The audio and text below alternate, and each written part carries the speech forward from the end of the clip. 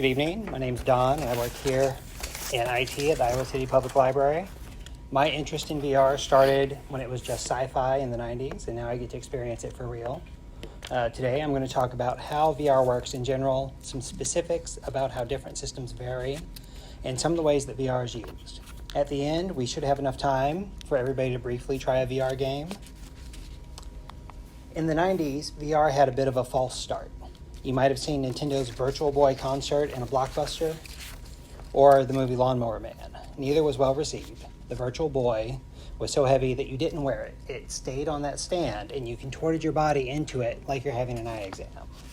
Users reported headaches and neck pain from this. Today's VR tech is a lot more approachable.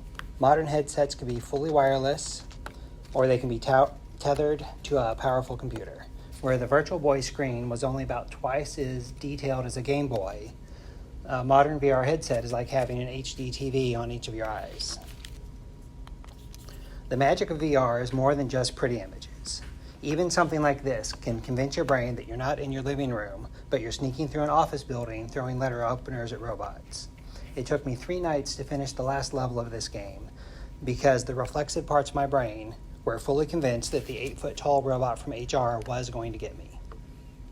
And every time it would catch me, I'd take the headset off and go away. So what makes VR different from other forms of media? There are 4 components that work together to trick you into accepting this digital reality. Binocular 3D vision and 3D audio tell you about your environment. Head tracking and proprioception, which is being able to see your hands in the simulation, tell you where you are. Technically, proprioception is your body's innate knowledge of where its limbs are, but I don't have a better word for what's happening here. These all combine to create a convincing simulation where you might hear and see a puppy on the ground, bend down for a better look, and then reach out and interact with it. Because our eyes are on the front of our head, we see in 3D. Our eyes each view the world from a slightly different perspective, and your brain uses that to determine how far objects are from you. This is an image scan from a Viewmaster disc.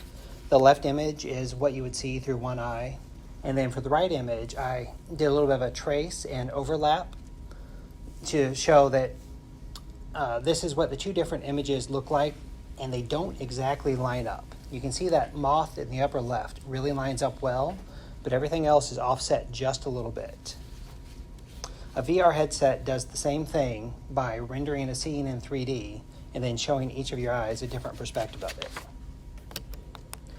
In the same way that the spacing of your eyes gives them extra information, your ears hear in stereo. If the person on your left speaks, you'll hear them with both ears, but your left ear will hear it sooner than your right, and your right ear will get a slightly muffled version because the sound travels through your head to reach your ear. These are stereo microphones. You need headphones or a fancy sound system to really appreciate the effect. But if you record sound properly, you can get a lot more from the recording than just left side and right side.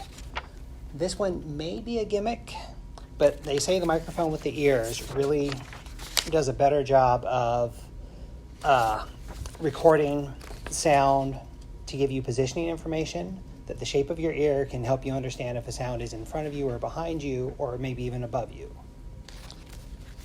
And the one on the right is a Zoom mic. We probably have 1 or 2 of those for our media department. In a VR experience, you might hear a bird or a car behind you and know to look there before you even see it. As a side note, your cell phone might use multiple microphones to record directional audio. Pay attention the next time that you're watching someone's cell phone video with headphones on.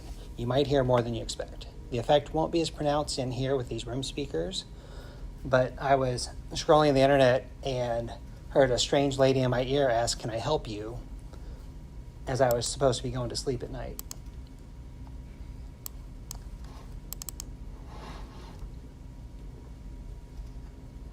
Can I help you?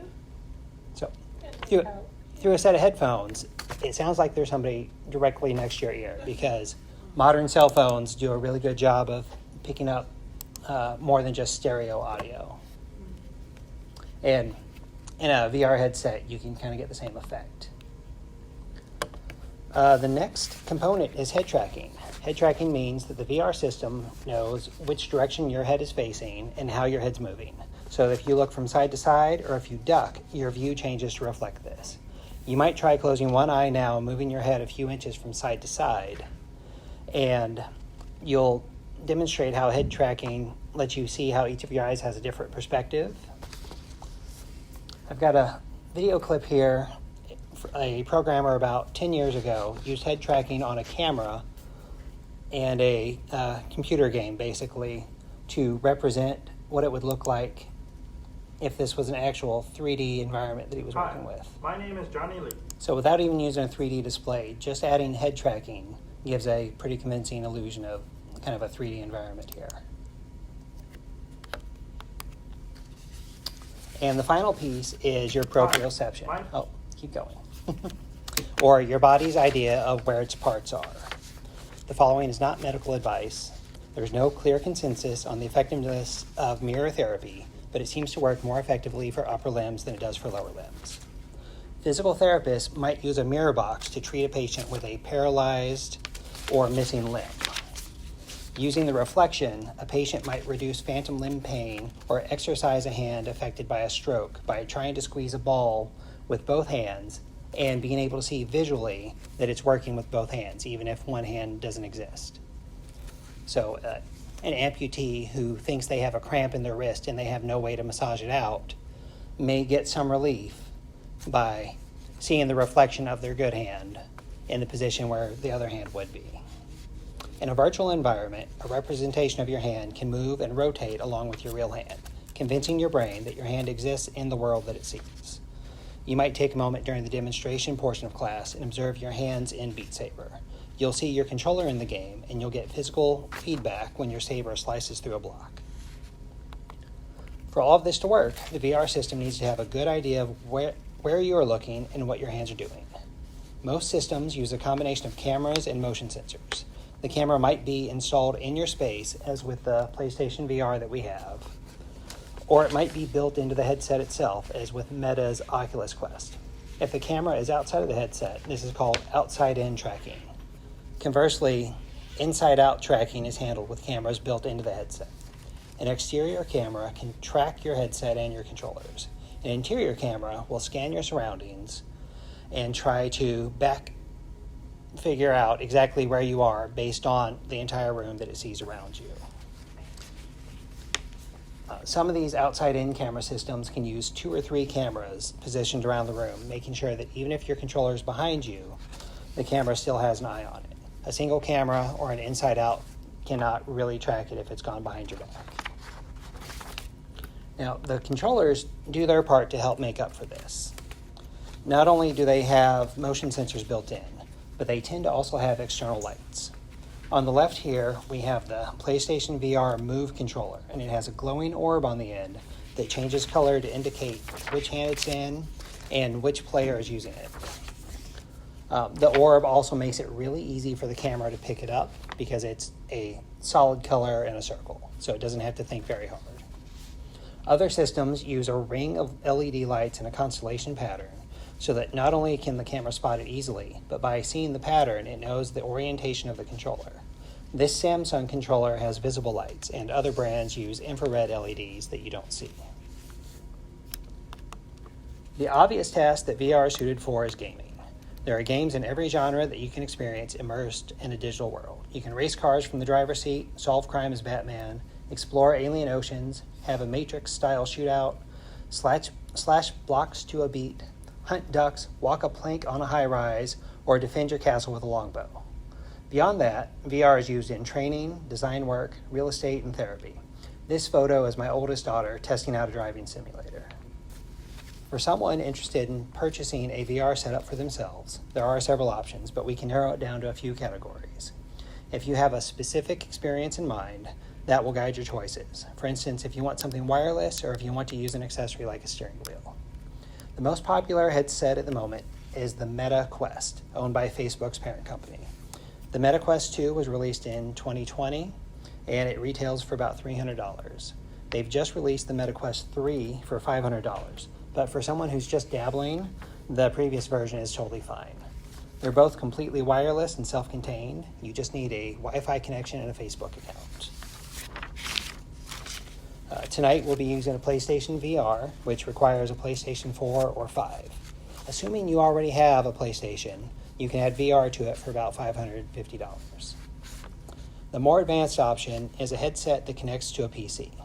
This requires a high-end PC with a powerful video card. If you have a gaming PC at home, VR kits range from $500 to $1,000. And finally, there's Google's entry from 2014, Google Cardboard. It started as a cardboard kit and a pair of lenses. You folded it into a box and put your cell phone into it. You could get the kit for a few dollars and view certain YouTube videos in 3D. That was around the time the original Oculus launched for $600. Even though it felt like a gimmick, it was a pretty remarkable way to look into VR. Several companies now produce plastic versions of this, so be warned, if you see a headset for sale that's advertised for a very low price, it may just be a fancy cell phone viewer. So what are the downsides to VR? There's a Reddit community called VR to ER with 90,000 subscribers. It's mostly full of minor injuries and broken glass. It's very easy to wander out of the safe play area or for a pet or child to enter it. If you're throwing a virtual dart as someone steps in front of you, or if you're now facing a wall without realizing it, you won't know until it's too late. Motion sickness is another common issue. Some people have a very low tolerance for VR. If you can read in the car while someone else drives, you should be fine. Motion sickness is usually a side effect of bad head tracking or unexpected movement. A virtual roller coaster will show you a world that flips and spins, but your chair remains stationary. If you lean into a turn that you see coming up, you may find yourself on the floor. If you start to feel uncomfortable, closing one eye will break the immersion. So it's good to have minders with you when you're doing a VR experience.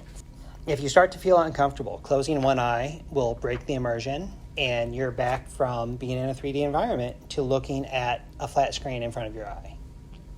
And if that's not good enough, you can close both eyes. You can just be done. With this in mind, tonight we'll be trying Beat Saber, which is very unlikely to cause any kind of symptoms. If you start to wander from the safe area, I'll remind you to take a step back, or I may have to put a hand on your shoulder. There's a visible platform. You can see in the image here, there's that bright blue rectangle. That's something that you can see. You can only see it from inside the helmet, but it gives you an idea of where you should be standing. People have a tendency to try to walk toward the blocks, and it only works until you run out of cable or room. And we'll also be using the wrist straps in case that controller slips.